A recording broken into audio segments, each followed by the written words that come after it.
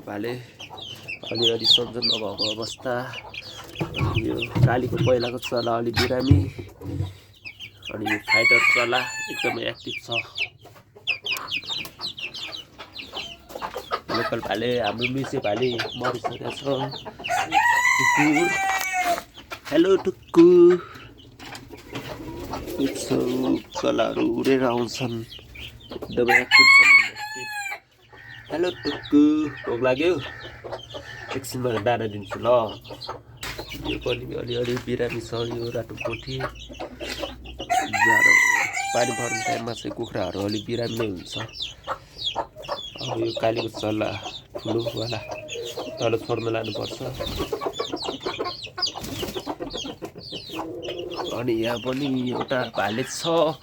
यहाँ कुन भाले? कालो भाले।